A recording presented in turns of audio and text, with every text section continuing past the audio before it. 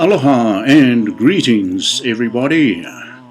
This is Master Sio coming to you from Pasadena, California. 2 days ago, on June 12th, marked the day 53 years ago that the Supreme Court of the United States struck down all bans or prohibitions against interracial marriage. That day is commemorated these days as Loving Day, and I'm sure that many of you in this audience can relate to the devastating psychological and other effects that banning people from marrying whom their heart tells them to is almost incomprehensible to us today. This development 53 years ago, though, has led to some of the loosening of societal norms in the United States and elsewhere to allow people more freedom of choice in their personal life. The couple behind this story was Mildred and Richard Loving. Mildred was black and Richard Loving was white. They grew up as childhood friends in Virginia, where interracial marriage was illegal. They went to Washington, D.C. to get married. Not long after they returned to Virginia, police swooped in during the night and arrested them. They pleaded guilty to charges of cohabiting as man and wife against the peace and dignity of the Commonwealth of Virginia, and they only avoided jail time by agreeing to leave the state of Virginia and not to return for 25 years. Can you imagine that? The Lovings moved to Washington, D.C. and began legal action by writing to U.S. Attorney General Robert F. Kennedy. Kennedy referred the case to the American Civil Liberties Union, or the ACLU.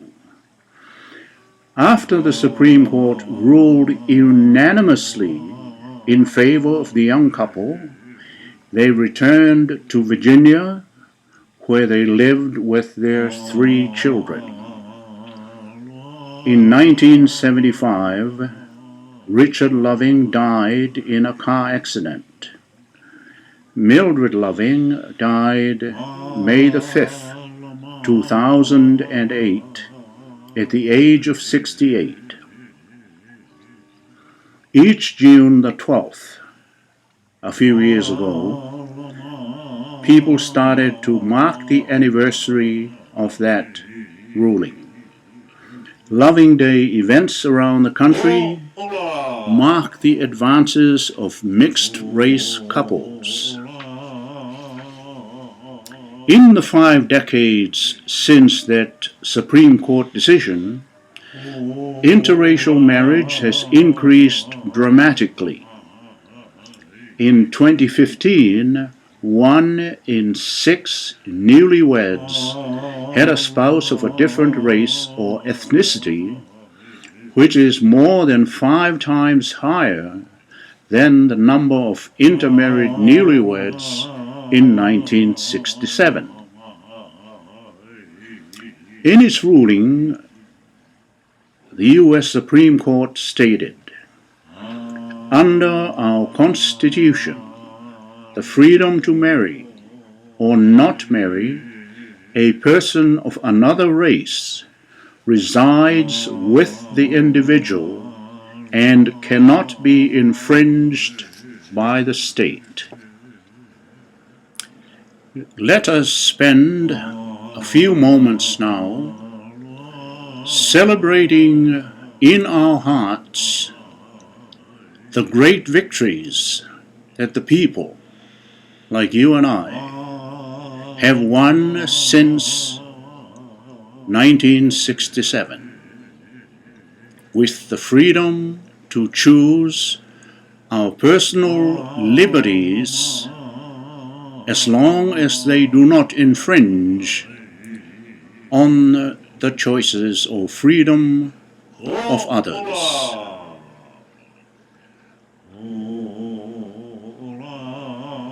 Look deeply into your heart and find the enormous gratitude there for the changes in our society for our betterment, despite the obvious and apparent setbacks. However, the struggle continues as we must fight for equal justice, for equal respect, for equal dignity, for equal love, compassion, and equal treatment of all human beings, not only in the United States, but all over the world. We are indeed one.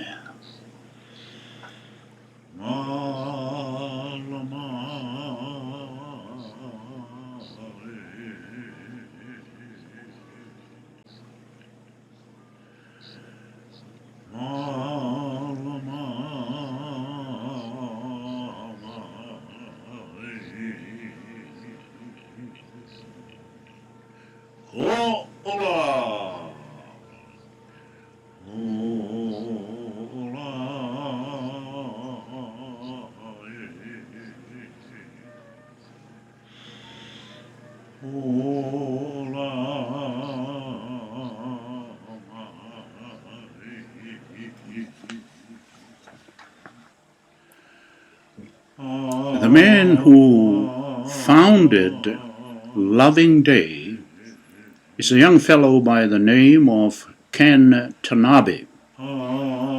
He is half Japanese. His father was Japanese, and his mom was from Belgium. Quite a unique combination, I might say. In any event, when he read about the momentous decision of the U.S. Supreme Court to ban all legislation against interracial marriage, Ken Tanabe decided to start with small celebrations at a home, and then it spread to a neighborhood, and the story is quite interesting. He said he went to a bar and just invited anybody who wanted to come and celebrate the principle of loving. And so the movement has now grown to many states in the U.S., as well as in a few foreign countries. What we are talking about here is really universal love or pure love. I'd like to remind ourselves that we often dwell in our thinking more on the setbacks than the victories. I'm suggesting that we celebrate whatever victories we have in hand, and this celebration and being mindful of what gifts we have won will spread slowly but surely, sometimes dramatically, to the entire world. This reminds me of the fact that scientists observing dying reefs, like the reefs in the ocean. What they found was that if you play the sound of vibrant, living, healthy reefs, play the sounds that they emit to the dying reefs begin to rejuvenate themselves. The fish return to the dying reef and eat away all the garbage that need to be taken away. All forms of life begin to be attracted to the dying reefs, which are now becoming alive again. In the same way, we who are in this movement of personal liberation can do so without violence and in peace, and by quietly but profoundly spreading our little victories, sharing our stories with those who have sort of lost hope. If you feel that our meditation today has given you some hope that indeed our society is changing, then indeed the love that we carry in our hearts is spreading more and more and giving hope to the dying reefs, so to speak, of humanity. Then I want to tell you the battle is worth carrying on.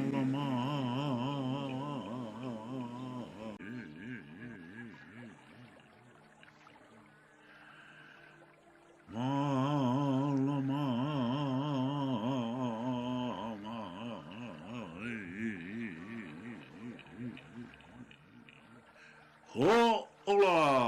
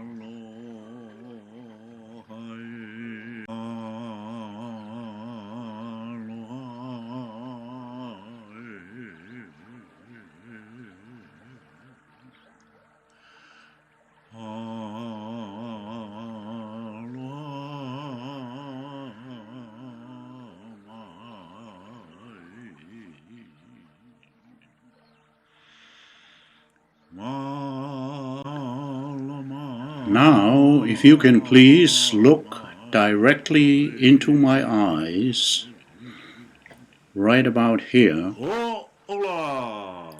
I will be transmitting to you some powerful, loving, healing energies or frequencies.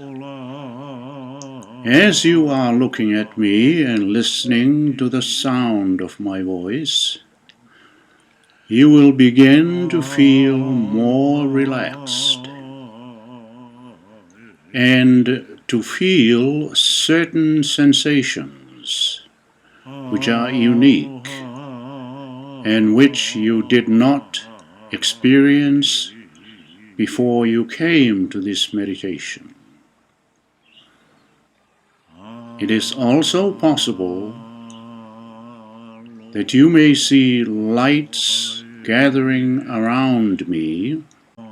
If you do, you should celebrate with joy in your heart, because what you are seeing is a reflection of yourself. My third eye is like a mirror. It merely reflects back to you your own frequencies. For example, if you see bright lights flashing, or a steady glow, or morphing of my face into other features, or even animal totems, you should celebrate because they are of you. I merely am a reflection of your enormous goodness and inherent lovingness. Should I close my eyes, please keep yours open and continue to look directly at me.